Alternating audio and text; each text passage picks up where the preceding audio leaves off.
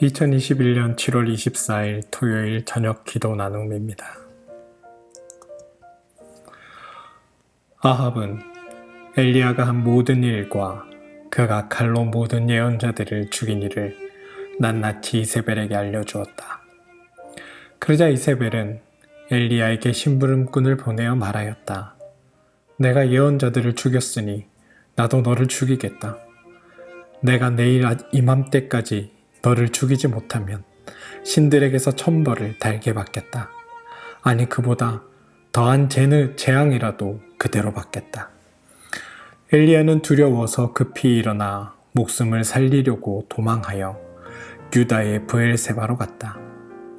그곳에 자기 시종을 남겨두고 자신은 홀로 광야로 들어가서 하룻길을 더 걸어 어떤 로뎀 나무 아래로 가서 거기에 앉아서 죽기를 간청하며 기도하였다. 주님, 이제는 더 바랄 것이 없습니다. 나의 목숨을 거두어 주십시오. 나는 내 조상보다 조금 더 나을 것이 없습니다. 그런 다음에 그는 로뎀 나무 아래에 누워서 잠이 들었는데 그때에 한 천사가 일어나서 먹으라고 하면서 그를 깨웠다. 엘리야가 깨어보니 그의 머리맡에는 뜨겁게 달군 돌에다가 구워낸 과자와 물 한 병이 놓여 있었다.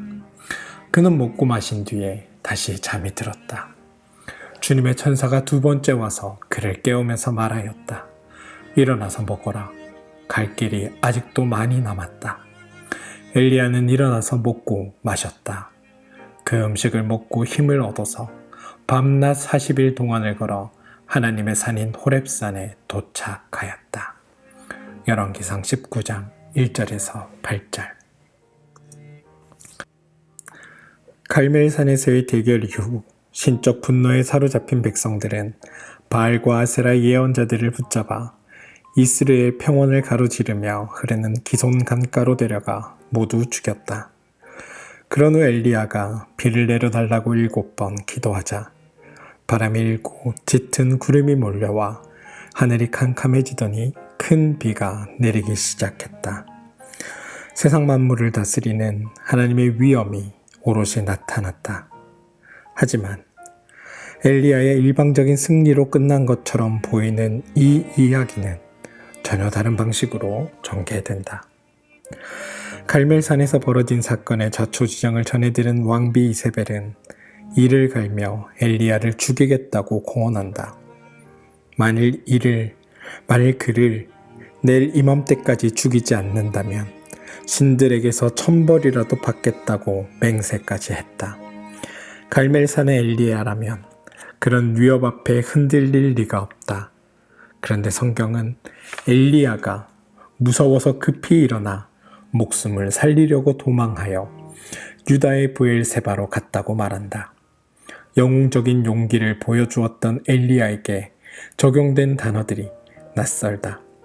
두려워서, 급히, 목숨을 살리려고 도망하여. 전형적인 약자의 모습이 아닌가. 엘리야는 영웅에서 졸지에 반영웅으로 전락한 것 같다. 하지만 이게 인간이다. 어떤 일에 혼신의 힘을 다 쏟고 난 후에는 무기력함이나 공허함이 찾아올 때가 많다. 그는 쓸쓸한 도망자가 되어 대약변 밑을 터벅터벅 걷다가 로뎀 나무 그늘 아래 앉아 주님께 하소연한다. 주님, 이제 더 바랄 것이 없습니다. 나의 목숨을 거두어 주십시오. 나는 내 조상보다 조금 더 나을 것이 없습니다. 열왕기상 19장 4절. 그런데 혼돈한 가운데 잠이 찾아온다. 잠은 엘리야로 하여금 두려움과 고독의 심연으로 내몰리던 마음에 틈을 만들어준다. 팽팽하게 곤두섰던 마음에 조금의 여유가 생겼다. 그때 천사가 그를 깨웠다. 엘리야가 깨어보니 머리맡에 뜨겁게 달군 돌에다가 구워낸 과자와 물 한 병이 놓여 있었다. 엘리야는 그 음식을 맛있게 먹었다. 그리고 또다시 잠에 빠졌다. 주님의 천사가 다시 그를 깨우면서 일어나서 먹어라. 갈 길이 아직도 많이 남았다. 이른다. 엘리야는 일어나서 먹고 마셨다. 그리고 힘을 얻어서 밤낮 40일 동안을 걸어 하나님의 산에 이르렀다. 이 장면을 읽을 때마다 나는 감동한다. 하나님은 지친 엘리야를 훈계하거나 꾸짖지 않으셨다. 그는 절망과 두려움까지도 품어 안으시고 그에게 꿈조차 없는 단점을 주셨다. 그리고 그를 위해 말없이 밥상을 차리셨다. 마치 중력처럼 그를 절망으로 잡아당기던 현실은 변하지 않았지만 그는 새로운 힘을 얻게 되었다. 그는 다시 한번 하나님의 일은 자기 힘으로 하는 것이 아니라 주님께서 공급하시는 힘으로 할 수밖에 없다는 사실을 절감했을 것이다. 삶이 힘겨울 때마다 이 장면을 생각한다. 우리를 위해 밥상을 차리시는 하나님을 생각하면 힘이 난다.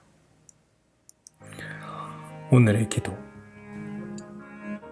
하나님, 태산이라도 무너뜨릴 것 같은 기세로 우상을 섬기던 이들을 몰아치던 엘리야가 두려움에 사로잡힌 오늘의 모습은 낯설기만 합니다. 전혀 다른 사람을 보는 것 같아 당황스럽습니다. 하지만 정직하게 돌아보면 그게 사람이고 우리의 모습임을 우리는 잘 압니다.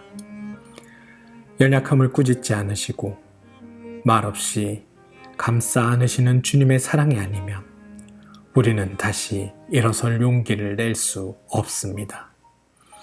비록 비틀거리며 걸을지라도 기어코 가야 할 목표에 당도하도록 우리를 이끌어 주십시오. 예수님의 이름으로 기도합니다. 아멘.